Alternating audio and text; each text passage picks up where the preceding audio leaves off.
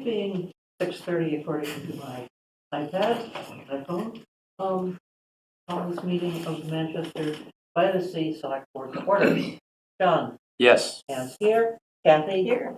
Brian, Here. and Jeff. Here. Great. The next item, first I should announce that the meeting is being recorded. The next item on the agenda are public comments on non-agenda items. See anybody in the online? Hi. Hello. Hello. Okay. Very short chairman's report that on November 11th at 11 a.m. there will be a Veterans Day service at the Legion indoors and a collation to follow. This is their salute to the troops. And that was my chairman's report. Is there any? Well done. Okay. Excuse me. Are there any items to adjust or add to the action item? Just on there's one there listed as harbor audit, me and Jeff, and I don't know.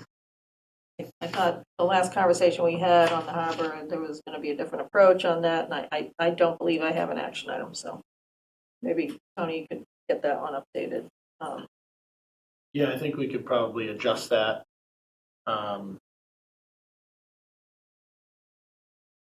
Kind of ties into what the next steps are for Right. the harbor and the harbor master, right? So Yeah, I know, I remember, Jeff and Brian were going to do some sort of independent audit.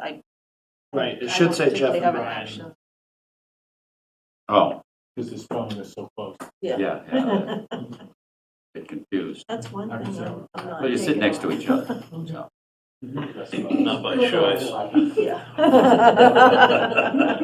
It was the only vacant seat at the time. I'm on my way out the door here. A little Okay. closer than you want. You want. Yeah. So we will adjust the harbor. Yeah, I'll catch up with Jeff and Brian and figure out what's the best way to update this list and then how we're moving forward. So we move on to our agenda. The first item of which is Jennifer Journey, who has applied for the Downtown Improvement Committee, or whatever they're calling themselves these days. That looks right. Okay. Would you like, we've got your application, which is more complete than many. Would you like to say a couple of words about what you would bring to that committee? Yeah, well, I'll just quickly just say, I interviewed Paige. I go by my middle name, Go by Paige, sorry, Paige. but it's very Uh, general. and she is originally from Manchester by the Sea. Has recently moved back to Manchester by the Sea. Is eager to get involved in the community. Very interested in the Downtown Improvement Committee. We talked a lot about the things that the Downtown Improvement Committee are working on. I'll let you speak a little bit to some of the specific interests, but I liked some of the things that Paige kind of brought up was that she complimented how a lot of the good things that Manchester by the Sea already does and provides opportunity for residents of all different ages.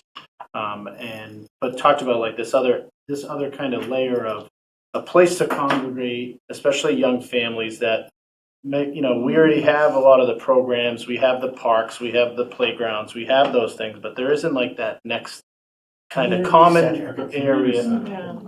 Exactly. Exactly. She understands the commitment requirement, very, very eager, and I thought her enthusiasm, really just came right out as soon as we started talking about what was in front of us. So. Thank you, Tony. Good evening, Madam Chair and members of the Select Board. As Tony mentioned and Ann mentioned, my name is Paige Journey and I live at 7 Tanglewood Road. As I shared with Tony, I grew up here in town and know many of you and families. And my husband and I and our 3 young children recently moved back to town, and I've been really eager to get back and involved in the community. My professional experience has been in the corporate human resources space, and I currently serve on the board at the Manchester Memorial PTO at the elementary school and for the Manchester Mothers Club. And when I learned of the opening on the Downtown Improvement Committee, I was eager to apply when I learned about its mission and the work that they're doing. I'm looking forward to learning from and partnering with the existing members, businesses, and other community members in this role. And I particularly hope, and what I spoke at length with Tony about, was that I hope I can represent the perspective of some younger families with children as we continue to preserve and improve upon all of the special things that make Manchester so wonderful. I understand the commitment and I'm willing to serve, and I sincerely appreciate the support and your consideration in joining the committee. Thank you. I had a nice conversation with Paige. They is the liaison to the committee. I think she would be a fantastic addition to the committee, and she brings a different perspective, one that is sorely needed on the committee. So I would really love to see her join. With 3 kids, I don't know how you do it, but, and they're young kids, fairly young kids, I saw what the story is, but that's great. No. Yes, great perspective you'll have. I just, excuse me. I want to thank you. You bring the whole perspective of next generation who grew up here. Yeah. You, Ty Pinstein. Ty Yes. Pinstein was very instrumental in bringing the carnival. Yes, absolutely. And so it's about time you guys started. You gotta step up. We're not here for much longer, so. No, I thank you very much. Oh, thank you. I appreciate it. It means a lot. Yeah, I mean, you got a great resume. Yeah, I don't really have anything, but thank you for tough enough to do this. No, thank you for the consideration. Thank you. Is there, A motion? yes? Yes, there is. I move that the board appoint, it says Jennifer Page, Thank you. Journey to the Downtown Improvement Committee for a term to expire on June 30th, 2028. Second. Yes. Further discussion? No, and yes. Okay. Anne says yes. I say yes. Kathy, Brian, Yes. and Jeff. Yes. Thank you very Thank much. you, Mary This is going Page. to- It is really nice to see people who are very busy with their lives getting involved in keeping the downtown going and busy. And all I can suggest is that you get involved slightly with the house, the community health fund, The Chamber of Commerce. Chamber of Commerce. Yes, yes. Mhm. Okay, about that. Yes, good guidance. Great. Thank you all. Mhm. Thank you very much. Thank you. So we'll let you go back to your family for one more. Yeah. Thank you all.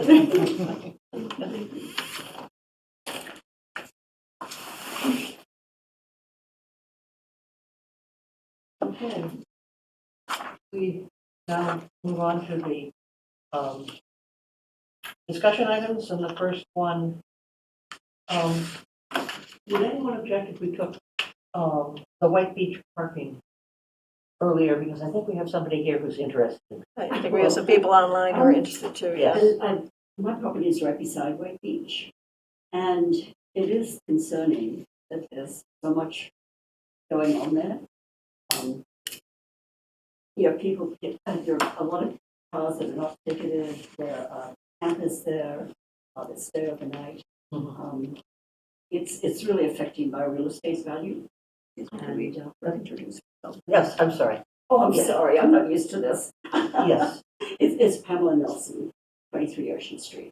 Yeah. So, I've just moved to Magnolia, but I'm keeping my home at 23 Ocean Street. So, I'm a very good friend of Brenda Furlong's. I'm surprised she's not here tonight because I was going to be supporting her. It's just a very concerning thing because it's really affecting I feel it really is affecting my real estate value. And, I just would like some more restrictions on it and supervision of what's going on. Okay, is your concern primarily parking or? Parking and people spending nights there. You know, it's not as bad as it used to be. It used to be very, very bad. But it's a lot better since there's been some parking attendants going around. But that's finished at 5 o'clock at night. And anyway, so that's just basically what I was just really supporting Brenda's position. Because it affects me more than it affects her. Is there anybody online who'd like to comment on this? Sorry, I'm hard of hearing. I'm sorry. I'm asking generally if there's anybody online who would like to comment on the parking situation at White Beach. I don't know. Okay, well, no, that question really was not addressed to you, it was sort of No. Tony and anybody else who is looking at We're the, looking over your shoulder. yeah, right. I know there are definitely some people online who are usually interested in this topic, but Okay, they're not nobody has. they're not unmuting themselves. Okay, and there are no hands up. No. Okay, well, thank you. that's for- all I really yeah, have to right. say. It's Thank just thank my you for your opinion. thoughts, but let's, It'd be great if we could just have some more help from the town. okay, What let's do you let think? the board talk for a few minutes. Okay. Thank you. Sure. John, Yeah, so the overnight parking thing, I don't know that that's ever been addressed in the past.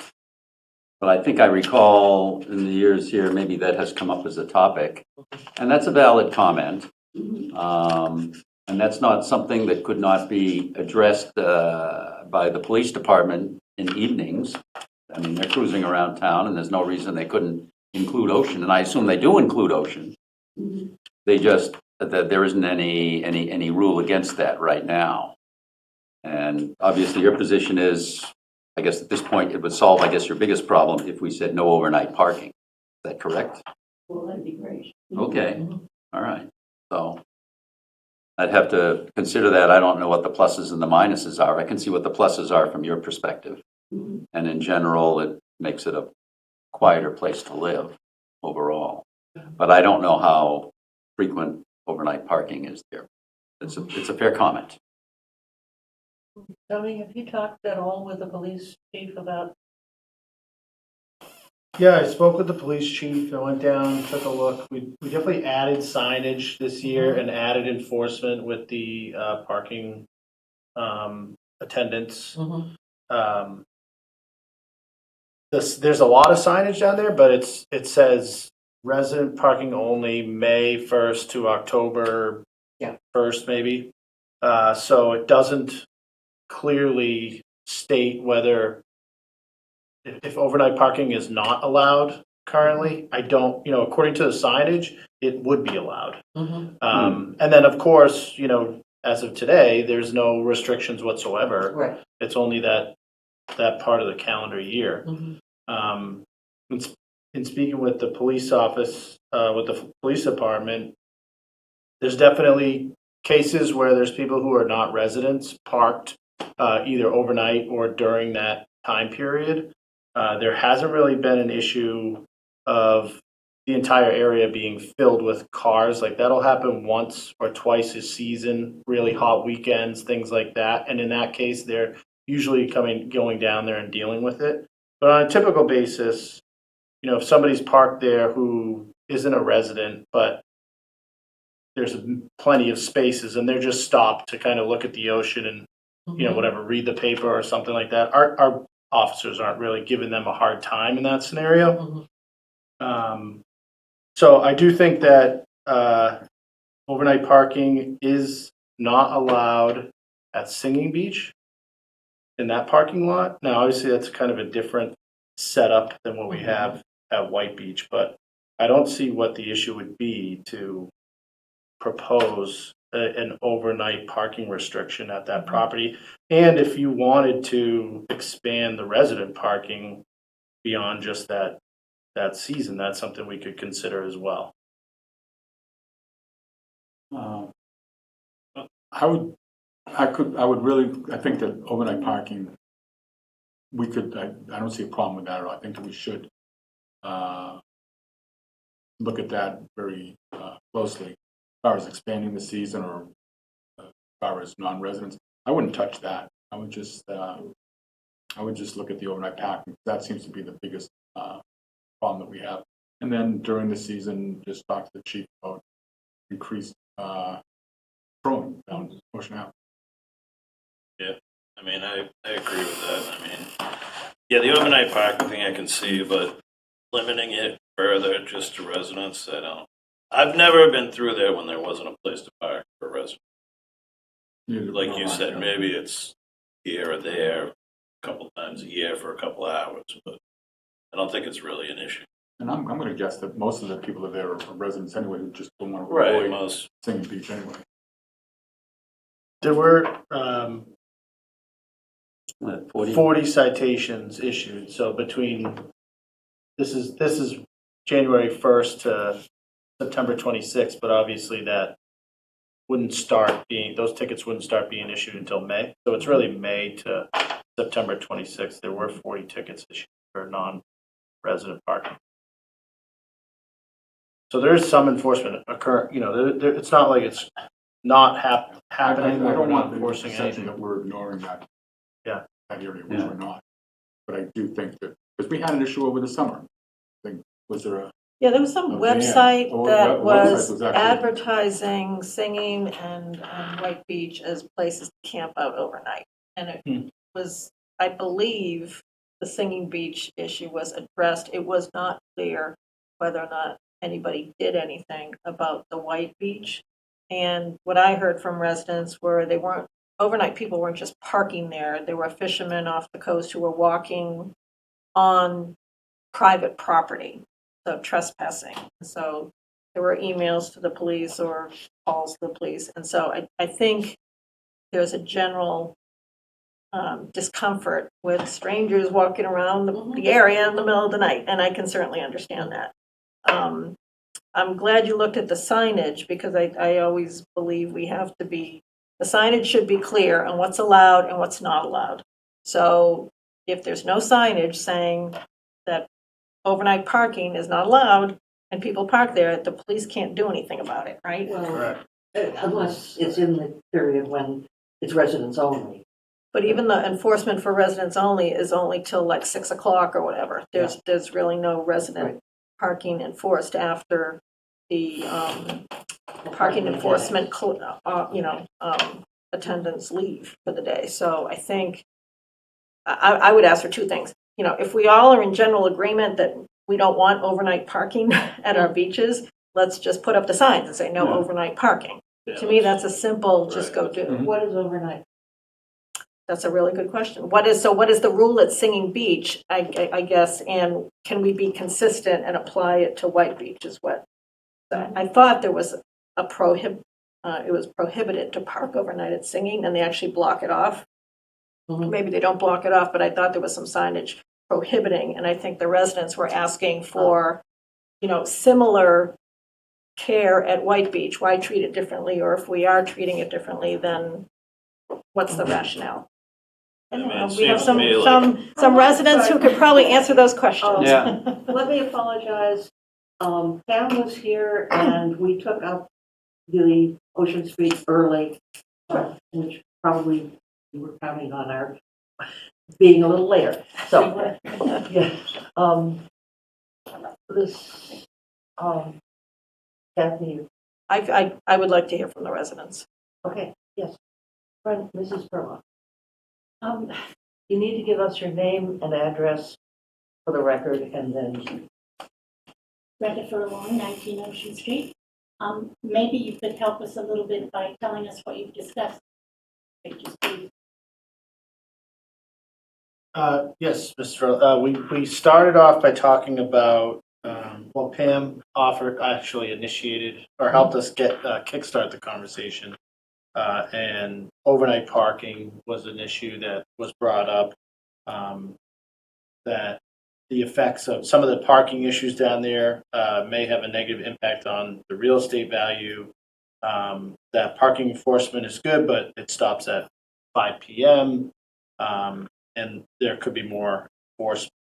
And we just talked a little bit about how, what type of signage is there right now, and that it's really just restricted to resident parking from May to October. That's what the signage says. So we were just starting to kind of go down the road of how could we explore changing the parking rules at White Beach that would prohibit overnight parking. Well, I guess our observation is that Singing Beach has a prohibition of overnight parking. Parking ceases at 10 o'clock at night. It has a sign saying code if in fact you are parked later than 10 o'clock. And I think White Beach deserves the same kind of protection. We have an issue because we have a lot of trespassers on our property. And it occurs at night, many times at 1 o'clock in the morning. And we have fishermen that come into our backyards and fish from 1 o'clock in the morning till 3:30, 4 o'clock or thereabouts. We can hear their voices from our bedroom. We can see their headlamps flashing into our bedroom. And I think having overnight parking eliminated would resolve some of that problem. The other issue is I think we would like to have more enforcement of the parking regulations during the daytime as well. Many times I drive by the beach. I probably go by it 3 or 4 times a day, and I have a tendency, I'm a financial person, I have a tendency to kind of count how many resident stickers there are and how many non-resident stickers there are. Generally, in my observations during the height of the summer, we'll see maybe 50%, sometimes even a little bit more, don't have Manchester parking stickers. So I think a combination of eliminating overnight parking and stronger enforcement would be a real benefit to the neighborhood. Roland, do you have? Chuck Furlow, 19 Ocean. I think Brenda summarized the salient issues quite well. I'd add a little history. We've lived there, I think, for 29 years, so we know the turf. Been in town for over 50. The enforcement used to be there was a beach attendant and there was a parking attendant. And for those of you who recall the oft-quoted Mr. Barletta's predecessor often said, this town rarely surrenders services that it's providing. Mm-hmm. But somehow they made an exception for White Beach, and those services disappeared. So instead of having somebody policing the beach and ticketing appropriately cars that shouldn't be parked there, we lost that service. So I guess in some respects, we're simply asking that you restore what used to be, which seemed reasonable, and that I confess on a personal level, I find it really irritating at 2 o'clock in the morning to have people out in my backyard with their headlamps and their car parked over at White Beach. So if you could see your way to implementing the same parking regulations at White Beach as at Singing Beach, I think we'd go a long way towards solving. The parking at Singing Beach stops at 10. When does it start again? Yeah, Does you have anyone to have know? a starting that time. Like 10 to 6 or something, or is You it? know, John, I don't know. I don't know when it starts. Parks and Rec could tell you that, but let's face it. After dark is when all the mischief happens. I do have some empathy for people that are trying to catch a bass. I just don't like them on the coming tide at that hour of the evening on my property. Well, that's why you got to put an hour on the other end, because fishermen know no clock. Yeah. They run by the I tide. leave it to the town's best Okay. judgment. Whatever it is for Singing Beach, we'd welcome for White Beach. Yeah. So we were talking as you guys walked in, and I think that was something we were deliberating here as a board. It seems like a just go do if we're all agreeing that we shouldn't have overnight parking at White Beach. Can we put up a sign? Can we agree to that? Can we put up a sign and just have the rules be the same? Is that okay? Does anybody That's an object easy to that? fix. Sounds like an easy fix to me, but That makes actual sense. is that sensible? Ooh, good. There's been some discussion that there's, from the board members, that there's rarely a case when there's no parking available. And that was offered as a reason not to ticket out-of-towners. And I think if we've got signs up all over saying, no, this is resident parking only, we ought to enforce what we do, or we should put up signs that say resident parking only if it's crowded. No, I don't think we said that. I think what we said was that there was no reason to expand the season, Okay, all yes. right? Okay. Is that- Yeah. Yeah, I think that's We right. weren't, Well, I I heard look two at it things. more, the reason I brought it up is in relation to, Mr. Furlong was talking about how there used to be an attendant there. That goes way back.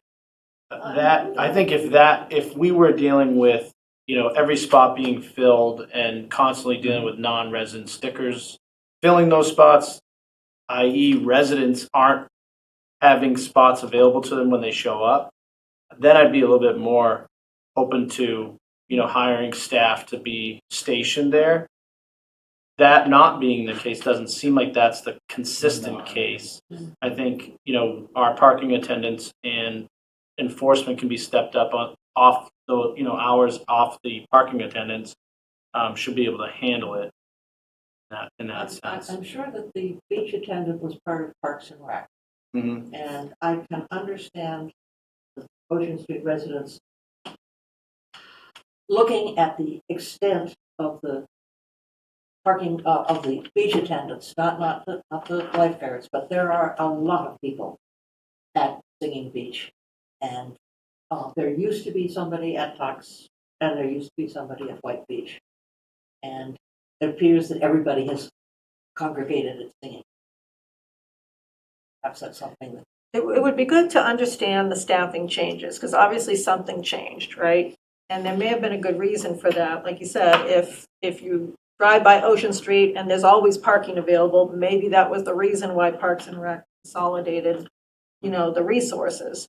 But I mean, we're talking, this is probably 30+ years ago. It's not recent. No.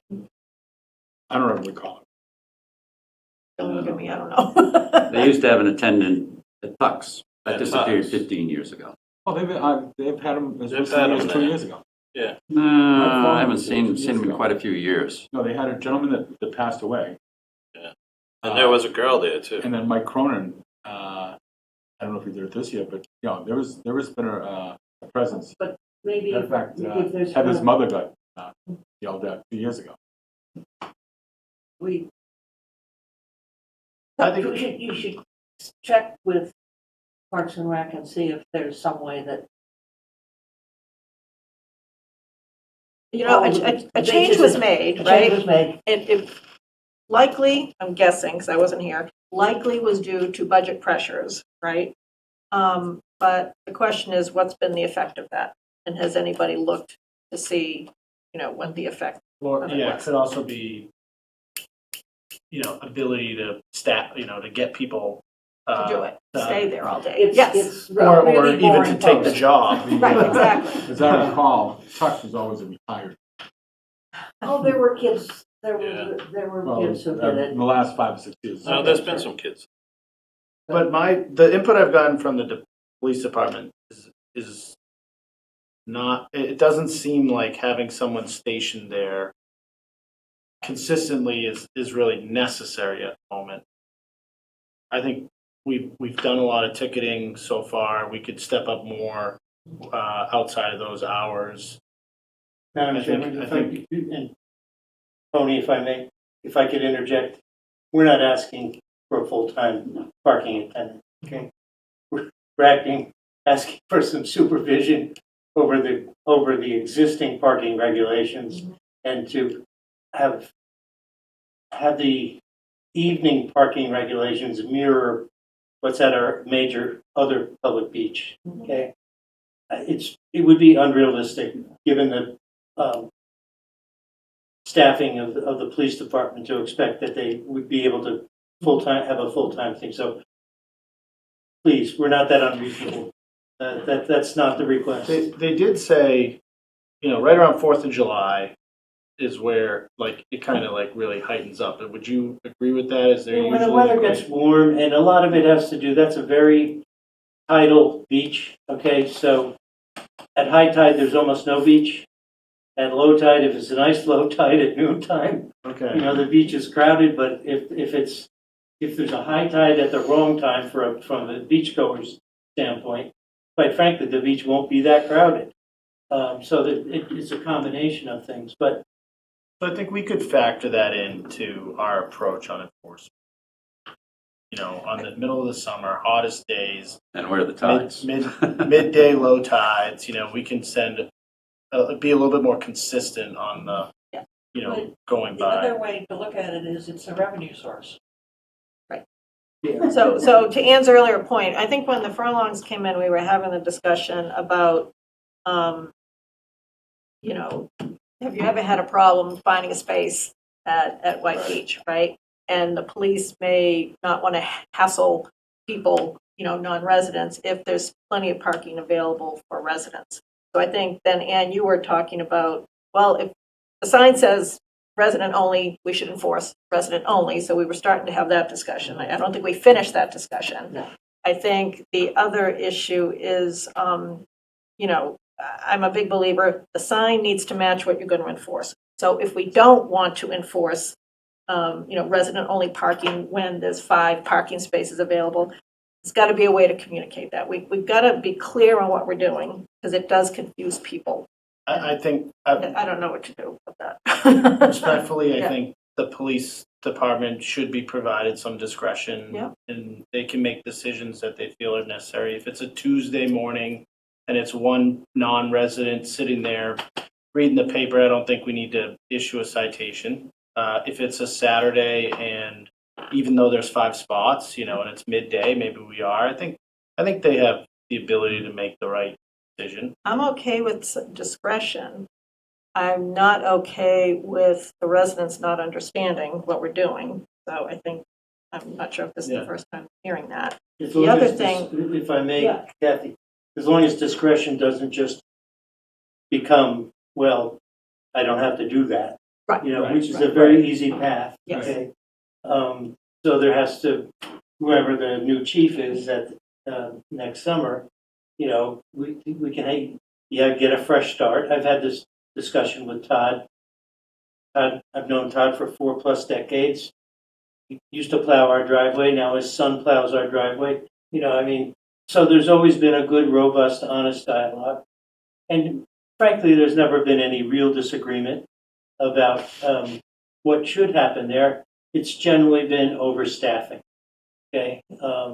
So what I would like to see, and I would make the point that Parks and Rec is 100% enterprise fund. It's not tax revenue. So The parking fees, however, the parking tickets are revenue. Yes. I agree with that, and they're definitely bifurcated in who's going to do what, right? I mean, Parks and Rec is going to be on the beach, and the police are going to be issuing tickets if that's who does what. I'm simply saying that it would be nice, and I don't know if any of you have visited White Beach on a nice summer day in August on a weekend. It's pretty busy, and I'd venture to say, based on Brenda's count of the vehicles that have or don't have stickers, we're also missing an opportunity because we don't enforce the badge requirement, and it costs money to go to Singing Beach, but you can be dropped off at White Beach and go park at the school, and you can drop 5 people off there and come back. So you can game the system a lot of ways. All we're asking for is some common sense and a degree of improved parking enforcement, but most importantly, to mirror the parking restrictions after 10 o'clock at night. There's no reason anybody has to park at White Beach after 10 o'clock at night. So, Are there regulations, under Singing Beach or under police bylaws that speak specifically to what that parking rule is at Singing Beach? There's actually a lot of signage at Singing Beach, and every year it seems to change. So honestly, I would drive down there tomorrow when it's daylight, take a picture and see what's there.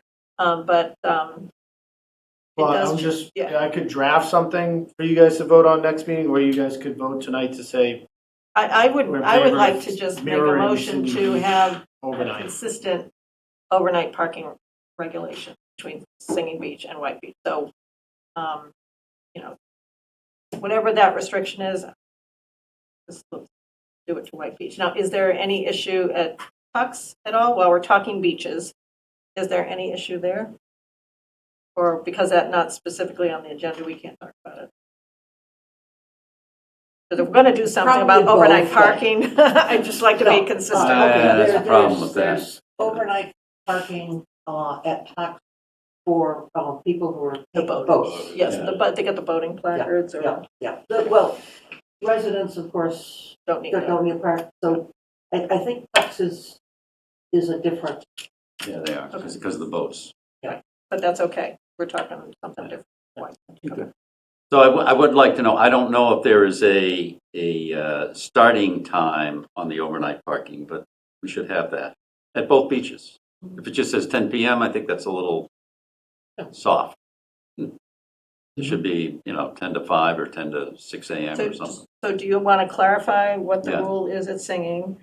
At our next meeting, we can take a vote on specific times. Can we hear from the police chief? Yeah. Have Todd here. And then also if there's some improvement needed to Singing because there's no start time, as John is alluding to, we can just fix everything all at once. Is that okay? Yeah, This was just a discussion and with Yeah. no requirement that we come up with final answer, I think, next 2 weeks from. 2 weeks. Yeah. 3 Yeah, weeks. 2 weeks. Oh, right, 2 weeks. 2 weeks. Yeah. 2 weeks from tonight, we'd have a motion to, Just to give you another example, we talked about the fishermen, but we had an incident this summer where there was a motor vehicle parked. It was a large recreational vehicle that had an awning out and a dining area, and it was parked for 2.5 days just below Mrs. Nelson's. And no one came by and ticketed or anything. Ultimately, the vehicle left after 2.5 days. I don't know if it was because the police finally asked them to move, or whether it was simply they were done staying there. But you have somebody camping at the beach, using the porta potty, dining all their meals there, etc. And it's really hard for the neighborhood to deal with. so I think that speaks to the discretion part, goes both ways, right? So if the police are going to have the discretion to not ticket a non-resident, there's got to be some understanding about what the boundaries of that discretion are, right? Camping out for 2.5 days, I'm not a big fan of that. No, well, particularly if we're going to decide not to allow anybody to be Right, there at all after Right. 10. right. Yeah, I can't believe there were residents. Possible. No, they don't. No, It no, was no. Foreign license plate. actually a vehicle with Canadian plates. Yeah. Ah, Yeah. I don't think there was, once we were made aware of it, I believe our police department talked to the folks who were in that vehicle. This, I think, happened sometime around the Festival by the Sea, I think early August. I remember this conversation. Yeah, I think you were part of this. But yeah, that would overnight parking, if that's what's going to be on the sign, that there's going to be no discretion involved in No. that. and this is no overnight parking year round. Year Right. round. Yeah, so what I'll do is I'll clarify what the rule is for overnight parking at Singing Beach. And if it's written down anywhere, if it has a start and time, and then draft something for us to talk about or potentially vote on at the next meeting. And I'll invite the chief. I can invite Cheryl too if you want. Yeah, that'd be That good. might be helpful. I think that would be good. Okay. Sounds good. Thank you very much. Yeah. Thanks for your consideration and putting it on the agenda. Yeah, We'll try and put it on. it'll be on next time. Yeah, we'll try and put it on early next time. Thank you. Okay, the next is the town administrator's goals.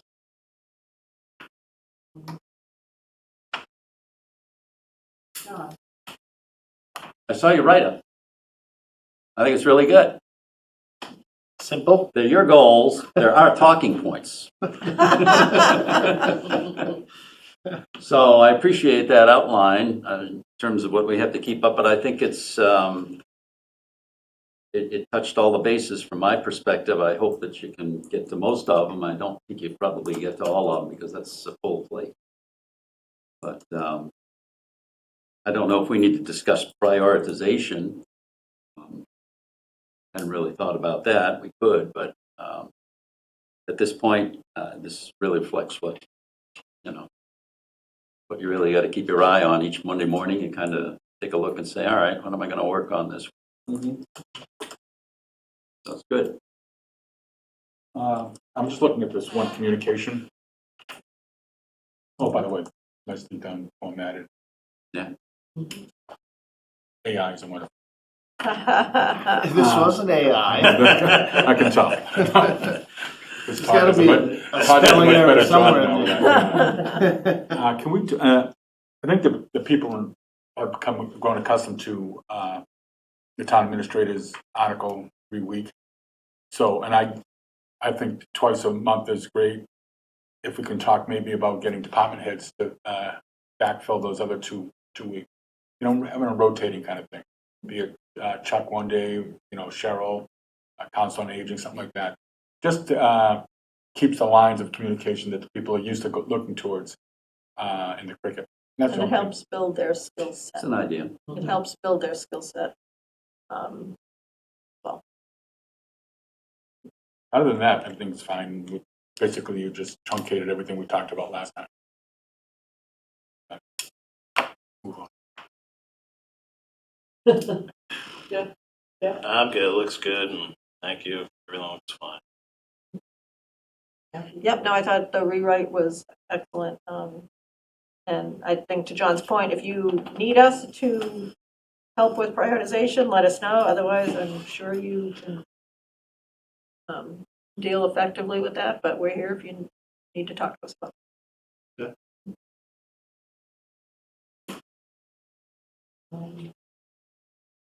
Short-term rental bylaw. Okay, so, Quite a lot of paper Yeah. from yeah, the House. well, so this was added to your action item list before I started. So not really, I guess it would be helpful for me to understand what, how this got on the action item list, what you guys were envisioning. There is a short-term rental bylaw in our general bylaws Yes. now, and they're defined in the zoning bylaws as well. But we use 6 days where Yeah. I think our initial concern was to expand it from six days to 28 or 30, whichever, I believe that. Yeah, so I would say one of the State's things that 31. precipitated it was when the state created a new ADU bylaw, ADU regulations. And we're like, okay, if there's going to be more ADUs, are there going to be more short-term rentals? We want real housing stock, not vacation spots, right? So it was about not letting the ADU law change the makeup of the town. We want that for housing. So that was priority one. Priority, the reason for number two, or the second reason I should say, was because John and I went with Greg to that annual MMA conference, in MMA January. conference, and we went to the booths that the people who had the software that told us how many short-term rentals we really have. And it was more than the 2 or 3 that we approve each year.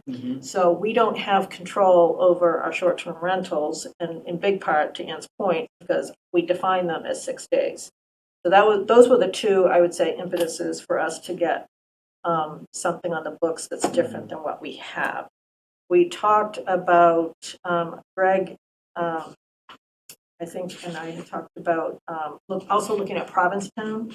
They seem to have a real big to-do over there because they're also a seaside community, and they spent a lot of time thinking through their short-term bylaws and seem to have a good model, but we didn't get very far on that because we were focused on getting the ADU updates in place for Manchester. But I would say the ADU was kind of the I think the ADU bylaws that were voted on prohibited short-term rentals, so it's, so. yes, but if our short-term rentals are defined as 6 days. Right. So, Right. 2 weeks. Yep. A month. I don't know, God made the world in 7 days. There were 7 long days, because the sun wasn't out. If it's good enough for him, So- it's good enough for us. I think the other thing I was questioning, and I don't recall what the answer was, but we have this less than 6 consecutive nights short-term definition.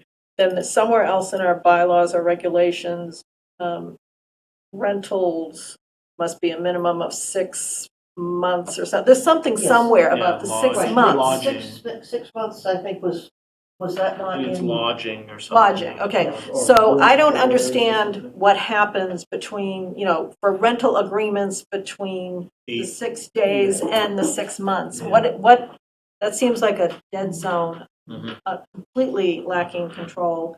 And I just personally felt we ought to tighten it, have something, even if it's, we don't want to worry about it, but we should clearly outline what the right thing to do is in each stage. Yep. How does that impact what we have, seasonal rentals versus winter rentals? That's what I'm saying, none of it's regulated. That's a cottage industry here. It- Okay. And, Yeah, I think 6 months is a little awkward if you're renting for the winter. right. Right. So it's, most times it's like 8 to 10 months. I've seen, starting, October 1st right through May 1st. And that's fine. But it's the 3 months, for those people who are renting out their homes for 3 months. It's completely unregulated. It just seems odd. We regulate things that are less than a week, more than 6 months, and everything in between is nothing. Did your conference have any suggestions as to how you identify people who are doing short-term rentals? Yeah, the software You does just a got on search on Airbnb. Airbnb, Well, actually, Vero. They're required to be licensed with the state.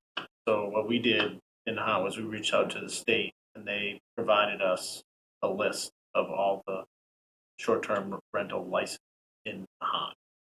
So we started with that. And then we used that list.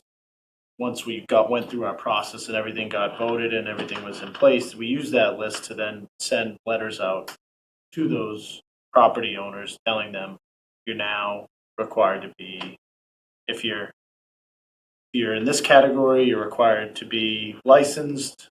If you're in this other category, you're required to get a special permit and a license. And that's how we communicated with those. Do they require any insurance requirements or not? Well, you're required, Your insurance company to be on Airbnb or VRBO, like they require you to They carry. require. Yeah. I would think the homeowners, if they told their insurance company what's going on, they probably have to have added. I would hope so. Right, That's yeah, provider. that's what I was getting That's between them and their insurance. We company. So we went through almost a 3-year process, but started with adopting the local hotels tax, and then creating a bylaw committee, who then did a two-year process of public meetings, looking at other towns, thinking about how they wanted to propose bylaws. Through that process, we found that there was so many elements of it that if you put forward a bylaw that listed every single detail of all these different issues, that people were very polarized on one way or the other, it would never pass. So we put forward a general bylaw and a zoning bylaw, and the general bylaw authorized the select board to promulgate regulations. Once that was done, then we went through the process of the select board promulgating the regulations. We did bring on a new software company that was specifically for permits for short-term rentals. That was called Cloud Permit. And then we had to create, the website. We had to create the process, the application, create a fee schedule. There's a lot of layers to it. On the zoning side, it was really about what type of short-term rental and where are they going to be allowed. So you had owner-occupied, non-owner-occupied, and owner-adjacent.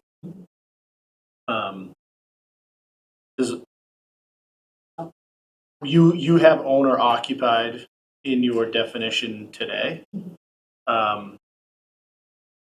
Owner-occupied doesn't mean that you are actually occupying the property while renting. It just means that that's your primary residence. So you live there for 6 months of the day.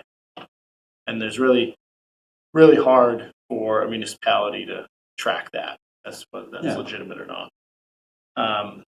So if we want to improve our current regulations or current bylaw, we have kind of a model that we can follow. I would say that, the key elements, one, knowing that larger properties are usually the more problematic short-term rental property. And unfortunately, they kind of paint the reputation of all short-term rentals. There's a lot of 2-bedroom, 1-bedroom type short-term rentals happens that people who moved out of town maybe rent, they come back for the summer, for a couple weeks in the summer, and it's not a problem at all. But those larger ones tend to be where, parties, large gatherings. Sometimes they'll even do events where someone rents a large property and then they'll host a reunion or a wedding in the backyard, and they'll get a tent and they'll get a caterer. That is really, once you get into inviting people who aren't staying at the Airbnb onto the property for an event, you're now in violation typically of your zoning rules because it's a change of use. It's no more a residential primary use residential. It's now getting into a business. Problem with shacks. But we focused a lot. We looked a lot at the safety, which yours isn't bad. There's a lot in there already. It talks. I'm sorry, ours. I should say ours.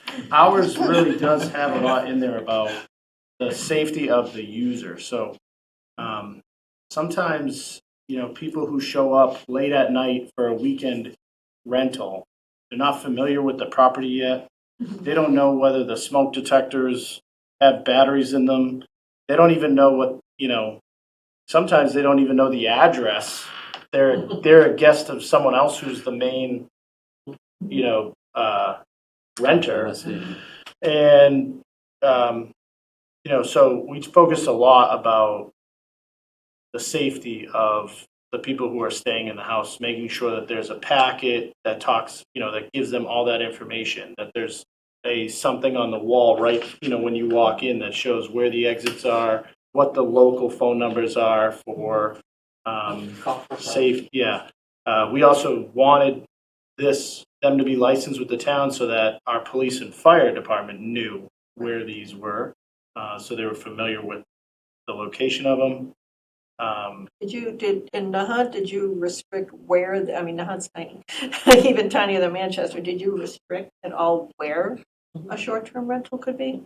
The type, so what we proposed for the zoning bylaw was that you would have to get a special permit for non-owner occupied in a residential district.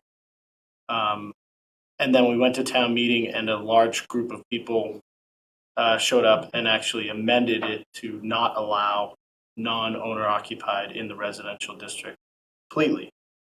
The problem with that is, again, it's really hard for us to enforce whether someone really is or isn't living there 6 months in a day. So I felt like the special permit was a better way to go, because then if the property is being a nuisance in any way or it's unsafe, the ability for the town to pull that special permit has more teeth to it. Yep. Right? Makes sense, yeah. So This is beginning to sound like a bigger problem. And I think it's perhaps something that the select board should take on its own, but instead we need to get involved with the planning board. Mhm. And perhaps the planning. I hesitate to bring this up, but what the heck? What about Board of Health inspections? Okay. yeah, so they would, to get a license, you'd have to get a sign off. The building inspector would have to sign off on your property. Mhm. Actually, public health, same thing. So if you were to rent an apartment out long-term, you really should have a certificate of fitness from the Board of Health. So we would require that as well. But what about if it's short-term, say it's, if we set up, it's 2 weeks or something like that. Every time a new tenant, every time it's rented, it should be. Or is that just for the No, license? your license was annual. Okay. And then some of those inspections were annual, some of them were every 2 years. We also, required that you'd have to get not only would the inspector come and take a look at your property to make sure there's no code violations, but they'd also sign off that you don't have any open permits with the town.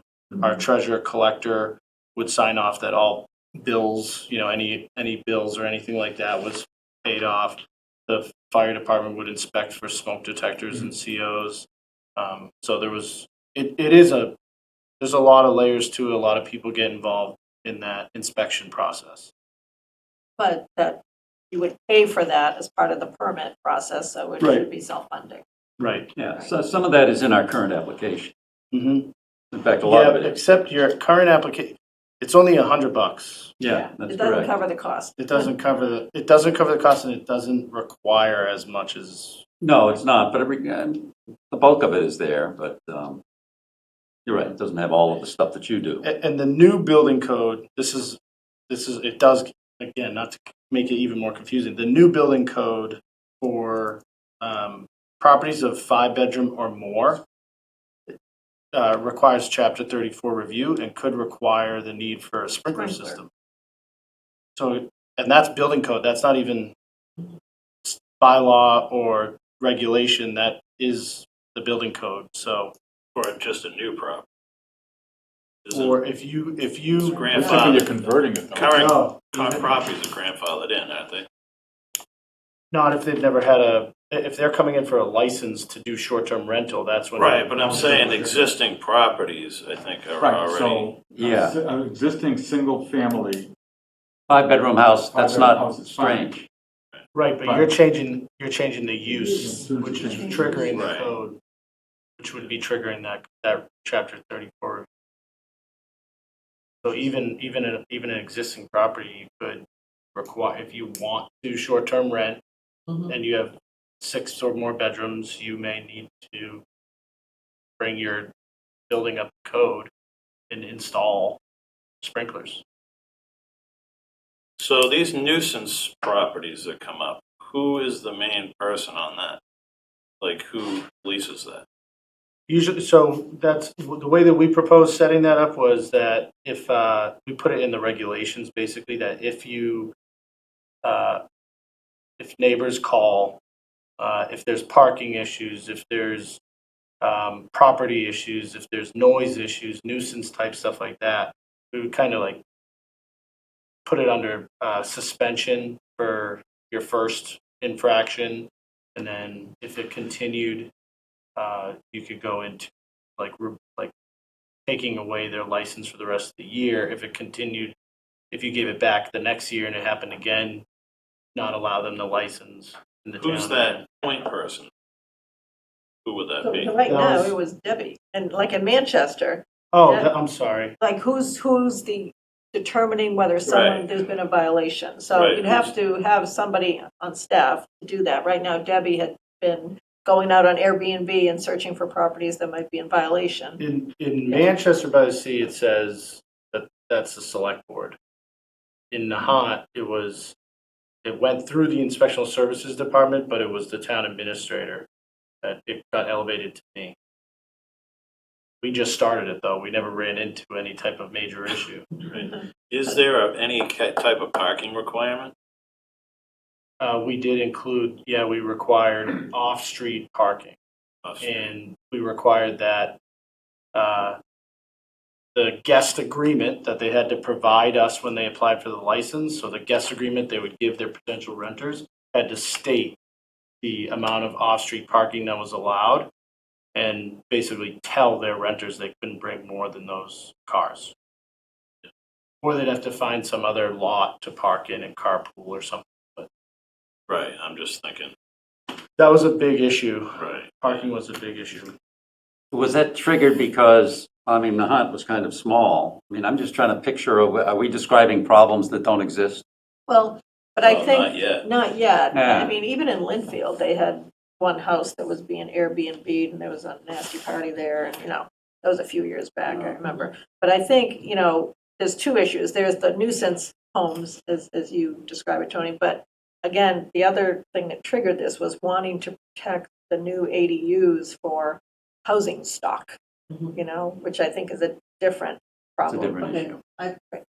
was that part, I don't remember what was struck down in our ADU. Oh, yeah, that's right. What, something the state didn't approve. I don't think that was in there. I don't think that was part of it. Okay, that, I believe that the ADU bylaw that planning board did prohibit, short-term rentals, In the ADU, I think. in the ADU. So we may have solved that problem, Well, assuming that the. Assuming it Attorney wasn't General- struck down, but was it struck down by the state? and there's, if you're not, Yeah. you're not only not allowing it in the ADU. So you can build an ADU on your property, stay in the ADU and short-term renting. Right. Mhm. Ideas. Not novel.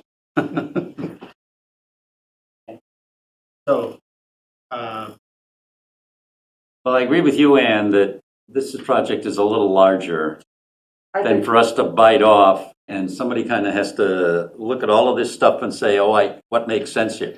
Nahat had a lot of stuff.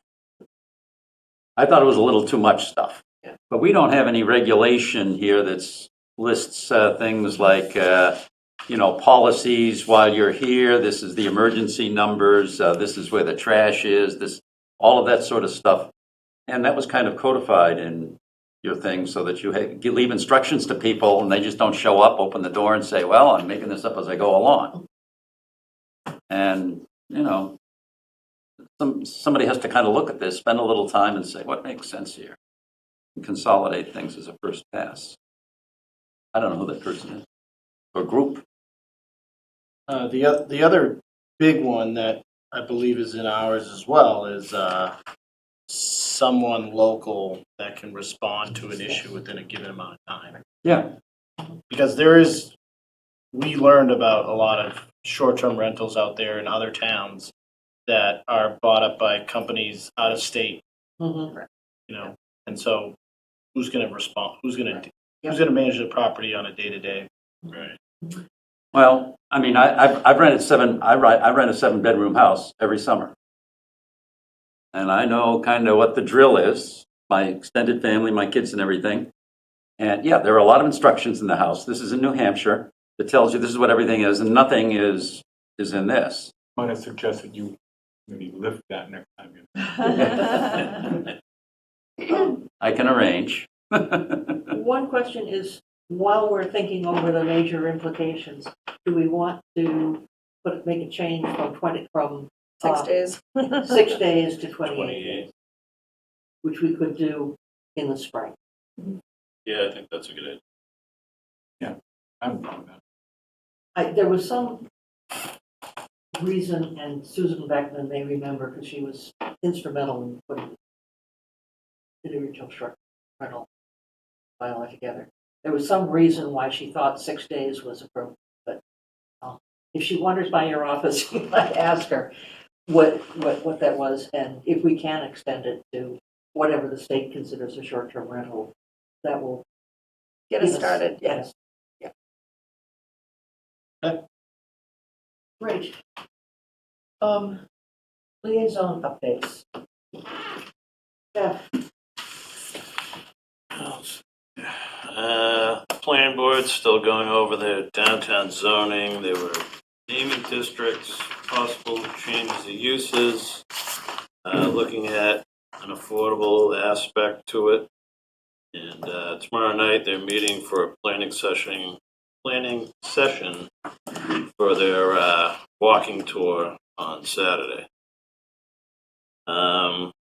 And the only other thing, Essex Tech's working on its open house, which will be November 22nd for anybody interested in looking into that. And Harbor Advisory meets next week.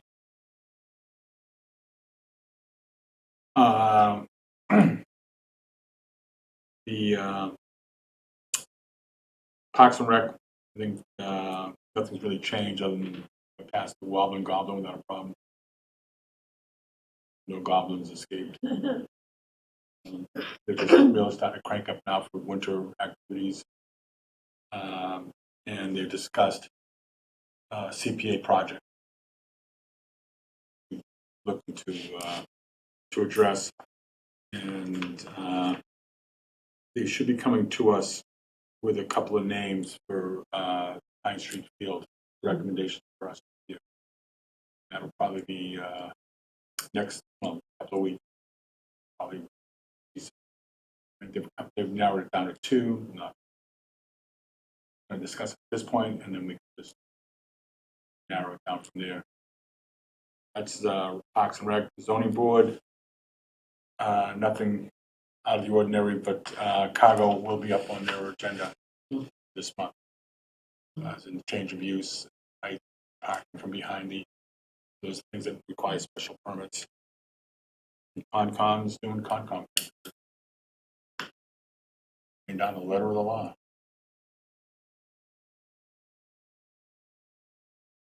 Reserve anything else from there? I'm done. Let's see, we're waiting to hear back from DPW on getting some feedback from them on updates to the tree policy. So the Friends of Trees have submitted some changes. We want to not bring anything to the select board until DPW has some input. So we're looking for them to help us with that. Facilities Committee, Tiffany is outlining a nice community engagement plan so we can get feedback from the community on location. Location is what we're focused on right now for DPW and for the public safety buildings. So Tetra Tech is the consulting firm that DPW has hired to work on these proposals and so I should say some options for the public to consider, and we're hoping to meet with them around the November 20th frame. So they, Chuck has given them all some marching orders, and they're off working some options, and committees hope to put them around the 20th. Let's see, nothing on downtown improvement. And Bike and Ped, so some of the residents, at least one resident from the Mill Street area has reached out to Bike and Ped to get their advice and suggestions on anything that could be done to prevent speeding or improve safety on Mill Street. So, they've expressed concerns since it was repaved, and so we're going to consult with Mike and Ped to see if they have any thoughts, suggestions. I think that's it. And they should communicate with DPW. We've been working with residents on Mill The Street. same people. Short list. Yeah. Yeah, I just saw an email. I don't Just so that think we're there's been any staying discussion. consistent with Yes. the communication. Yeah. The challenge there, or a few of the challenges there is, it's a scenic roadway, and while the residents there really want to limit speeding and improve safety, they don't want to compromise the scenic nature of the road, which tends to be our way, our way to combat Contradictory. is signage and markings and those types of things. So trying to find a happy medium. We talked about, we're going to test some one lane width rumble strips right before the culvert as you're taking a right, turning away from 128 there, to see if that helps slow people down in some of those more narrow spots. But we're going to do it slowly because they can be loud. We don't want to have the other impact of neighbors complaining about them. Release turkeys.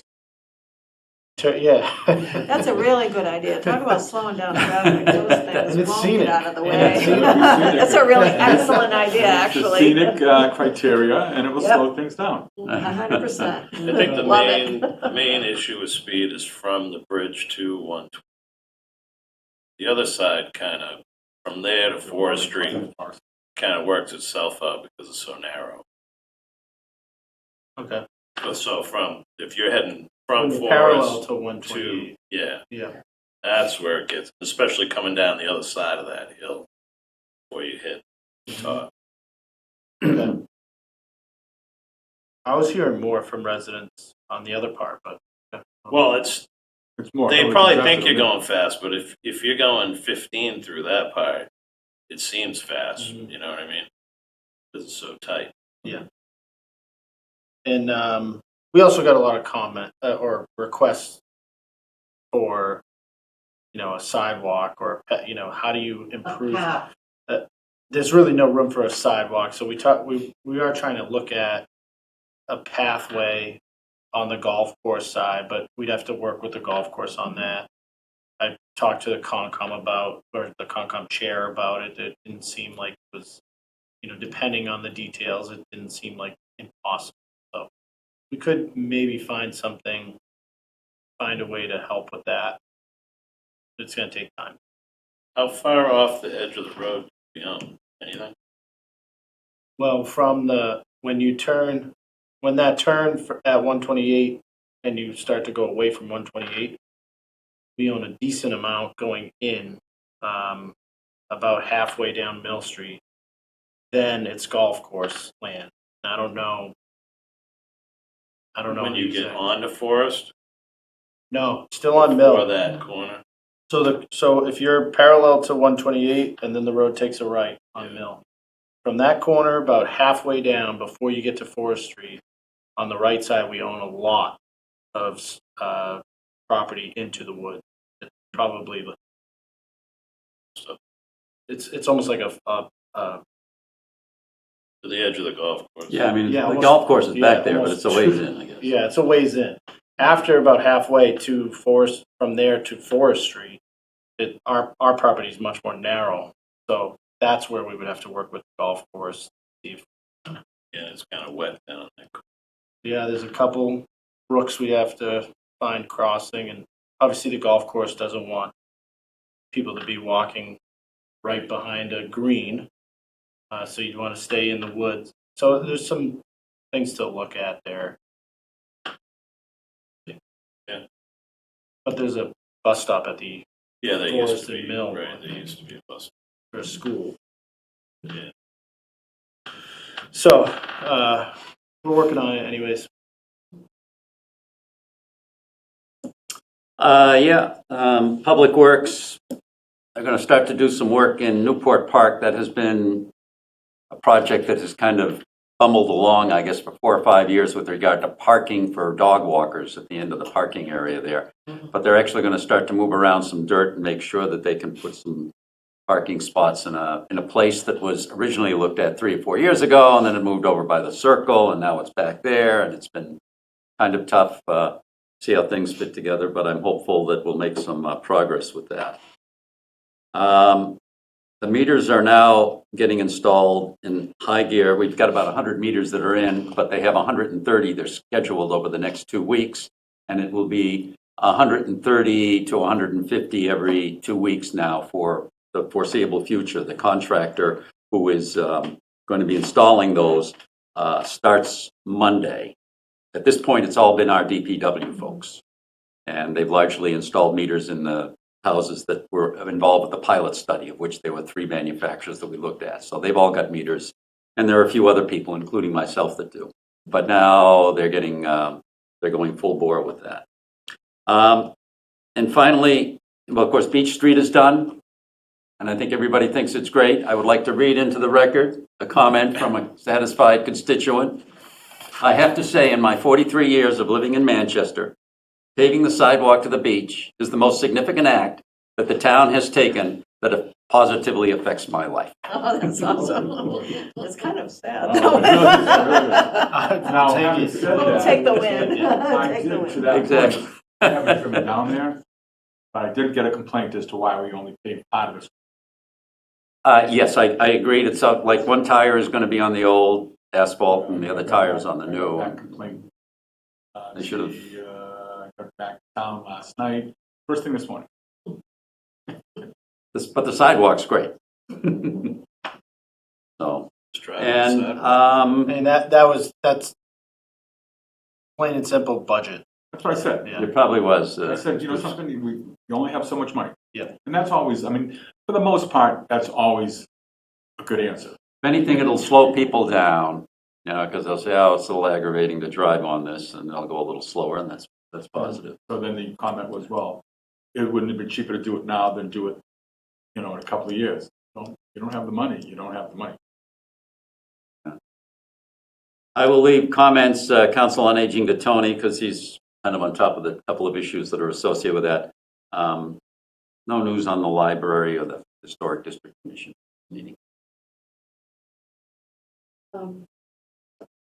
The Board of Health decided that the 2 Desmond Avenue is a construction project and therefore does not need to be habitability, just sufficient to protect the people who are working. Sounds big. Okay, maybe I'm reporting something that I've. No, it's something we brought up 3 months ago. Yeah, Yeah. yeah, Common it just took a while to get that. That's good news. So, they were required to repair the wall, by the sidewalk, and as a public safety issue, the clutter, as a safety for people working in the building. One other thing, that they have to have working, fire, CO2. People working there. So that seems like a much better solution than requiring them to meet the full sanitary code between now and the end of the month. So some of that goes away because it's fully a construction. Because they're not living there. Yeah, it's not no CO. And they don't. Good. And that also answers the question that they had, because they want to move a bathroom, and if they had to meet the code, they would have to make holes in the roof for the current bathroom and then take that down and put something else. So this is a good resolution, I think. The FinCom hasn't met. The school committee has described a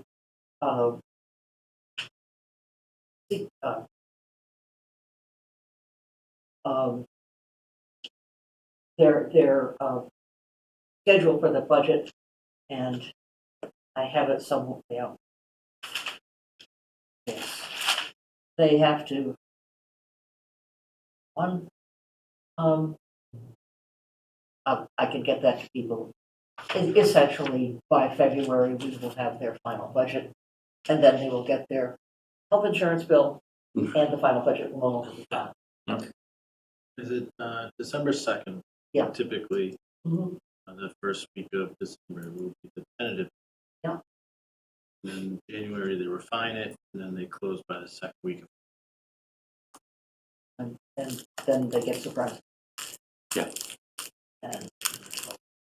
And there was a meeting of a group which probably should be called a collaboration group and is currently called number crunching, which is the two chairmen of the select board, the two town administrators, and the chairman of the finance committees of the two towns, started by talking about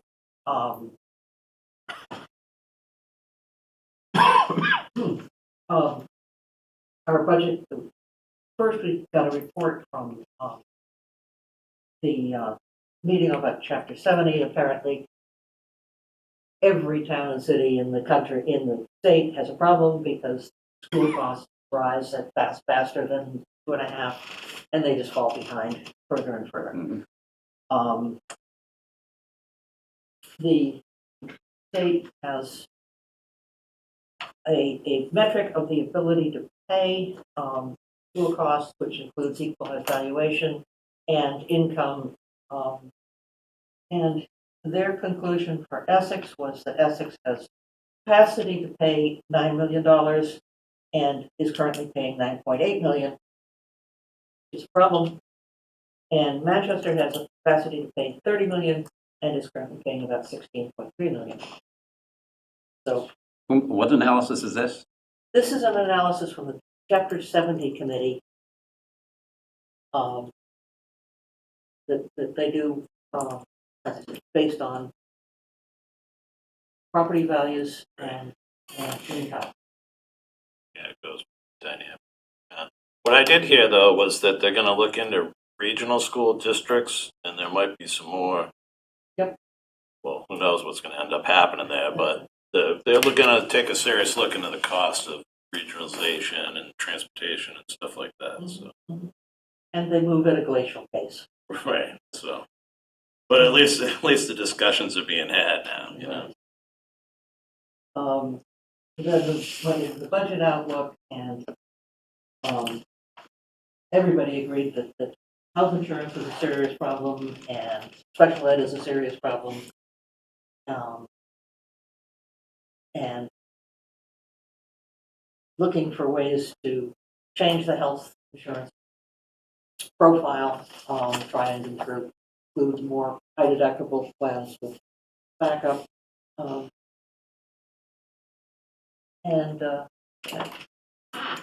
But of course, for the school, that's something that has to be negotiated. And the negotiating team are senior teachers who therefore have more desire to have fewer deductibles. So it's our. You were there, so if you would like to correct anything. No, you nailed it. No, that's pretty much it. The finance committee doesn't meet.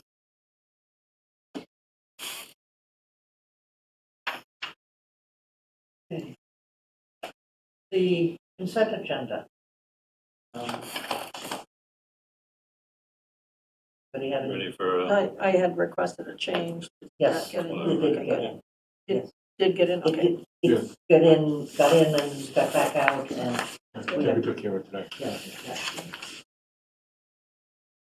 motion? Mhm. I move the select board approve this consent agenda.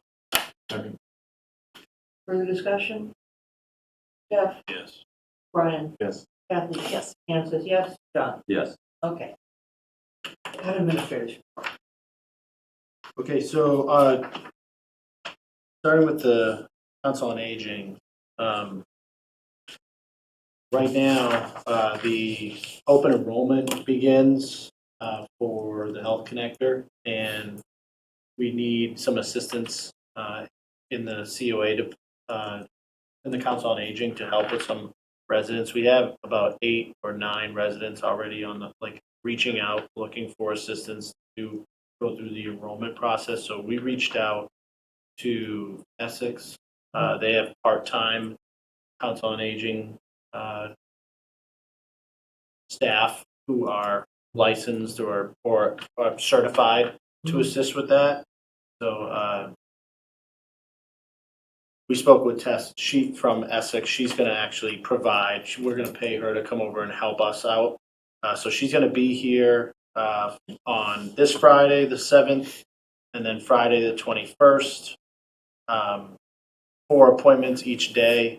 Eva's working with the 8 residents that have already reached out looking for assistance to schedule time to meet with Tess. But we are actively trying to kind of fill that void with some outside help during this time. And as far as the COA director goes, we had about 13 applications.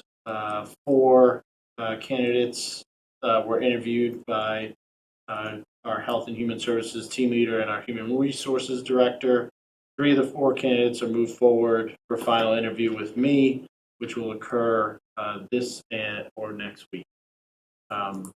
So hopefully, I don't know if possible, but we might, at the next select board meeting, maybe voting, you might be voting to confirm an offer.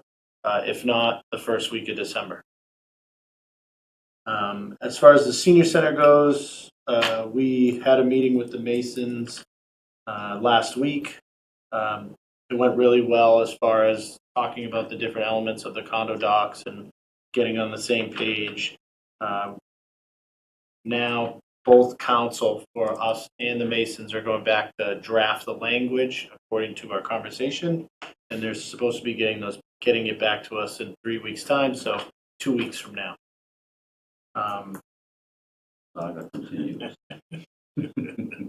There was a glimmer of progress. They're also initiating the process of deregistering the land. Both attorneys felt like it was important to get that done. I wish we had started the process 2 years ago. Yeah. a long time ago, but they're getting it going. So we're on the same page. It's really just kind of getting both councils to get the pencils sharpened and move How is forward. that affecting the fundraising?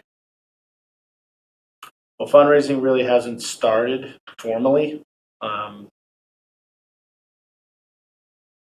In a holding pattern. It's kind of, but not just because of the condo docs. Yes, condo docs are a piece of that, but also we've been having meetings with the Friends and the board on the design of the center.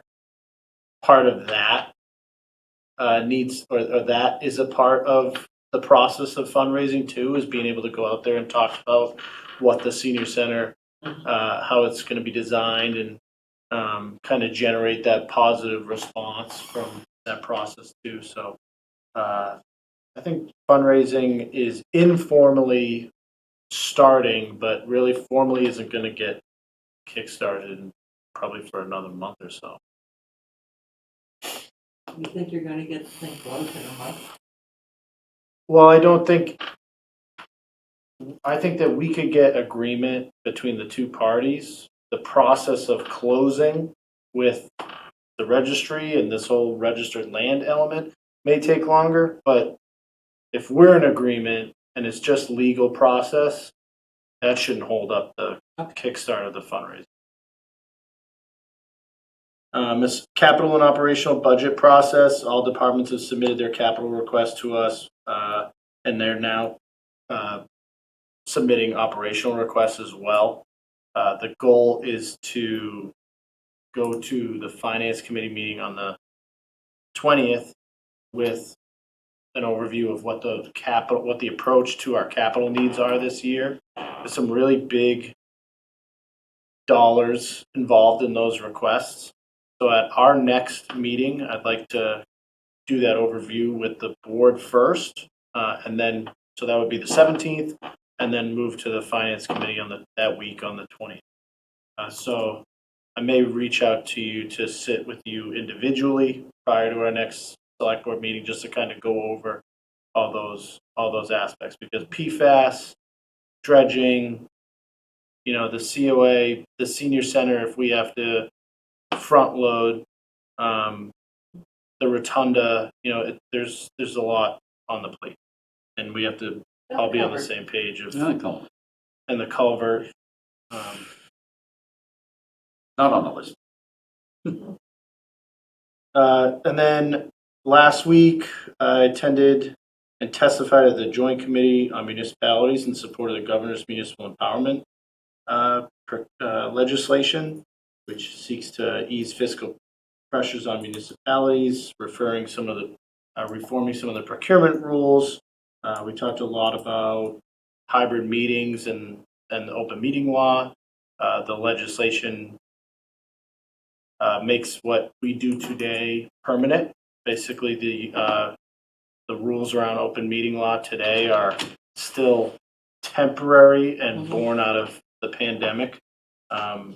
This legislation would make them permanent instead of having to revisit legislature every so often. There's some property tax exemptions included in there for seniors that are new. And some regionalization options too, like regional board of assessors. So it's a good bill.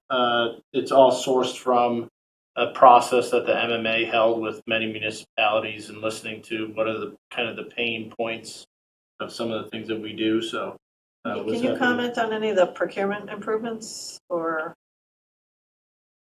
The people next to me really spoke to that. I spoke more about the open meeting law and the local tax options.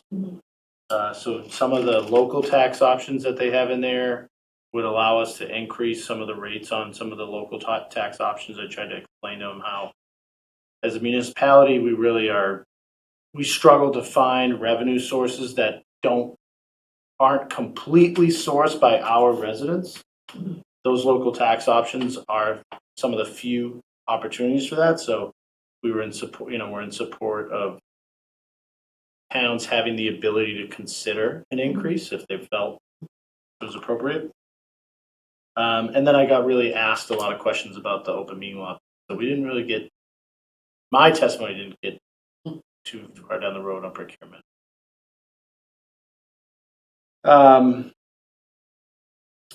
The federal government shutdown and impacts to SNAP has been a really hot topic across all municipalities and across the state. In Manchester, we have 184 residents that are enrolled in SNAP. So we're working with the COA and Cheryl and I and Wendy on what type of information we can help spread or put on our website or post on social media as to what resources could be out there for folks. And then next week, Thursday, I am attending the Resilient Coast announcement in Chelsea in the morning, and then after that going into Boston to testify at the House Committee on Federal Funding, Policy, and Accountability hearing. They asked for me to come and testify related to the culvert project. And as a reminder on that, we're meeting with this week. We're meeting with our neighbors about a alternative grant proposal through MVP and a regional approach as a backup funding source for the culvert project. And the fact that the failure would cut off electricity to the whole Cape Ann. Yes. Probably. Yes, exactly. So I think that I have plenty of other things that are on the plate that I could be doing on Thursday, but I think it is important to go to the State House, talk about how this is impacting our town, and let them know that we're applying for other opportunities. So that's all I have. Is